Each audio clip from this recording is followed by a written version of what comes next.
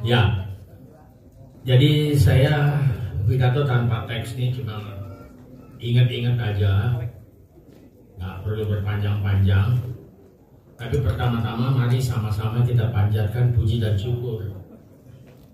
Karena tanpa terasa sudah 78 tahun ada pemuda Marahin di sini. Tentunya waktu tahun 47 ini dibentuk, tidak lain dan tidak bukan, tujuannya adalah untuk memperjuangkan menuju Indonesia menjadi suatu negara yang adil, makmur, gemah ripah, loh jinawi, tata tentrem, kata raharja. Karena seperti kata Bung Karno juga, kita berjuang dan merebut kemerdekaan itu untuk melewati suatu jembatan emas. Tapi perjuangan terberat itu ada di sebelah jembatan tadi. Karena ternyata, dan kita sebagai pelaku sejarah, setelah 75 berapa tahun kita merdeka, ada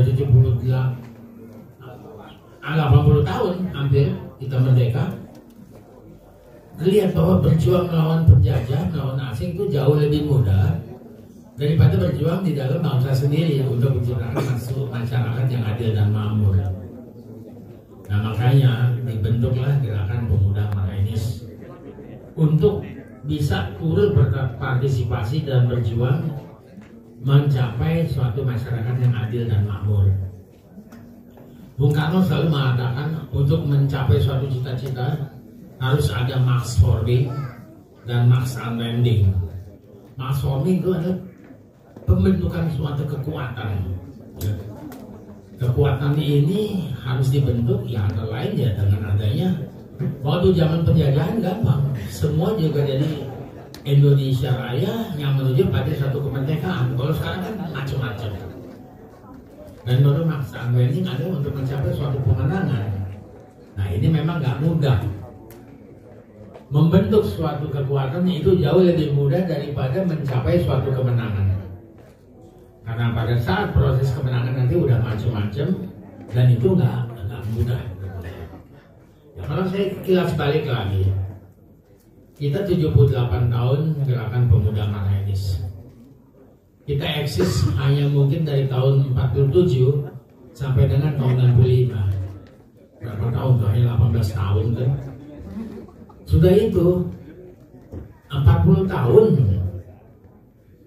kata Marainisme itu seperti diharamkan oleh sistem yang ada saat itu, oleh kekuasaan yang ada saat itu.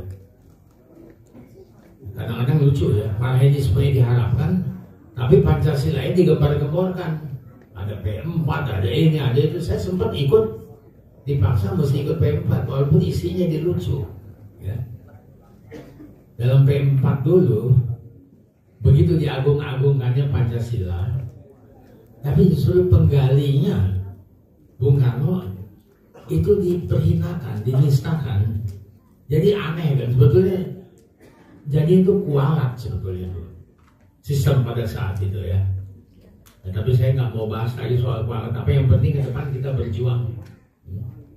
Nah 40 tahun hilang, kita baru muncul lagi tahun 2000-an setelah reformasi. Kelihatan banyak sekali atau orang yang sudah tidak tahu lagi apa itu Marainisme.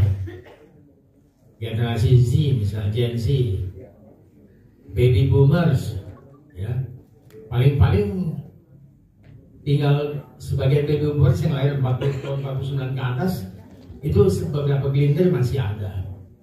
Salah satunya di sebelah kanan saya itu Pak Yakobus. Ya tahun 80-an dia teriak-teriak tentang Marainisme, keluar masuk penjara, dipenjara oleh penguasa saat itu. Tapi kadang-kadang politik itu ironis. Kemudian di tahun 2000-an ketemu orang yang memenjarakan beliau malah terus jadi pemimpinnya PDI Perjuangan. Nah, ini satu hal yang memang hal-hal ironis dalam politik itu biasa terjadi.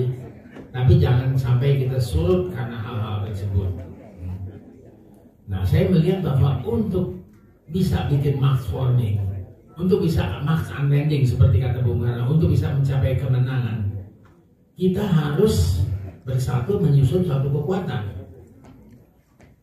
Nah saat ini kekuatan itu nih praktis kalau soal Marxisme dan Marxis itu udah lemah sekali.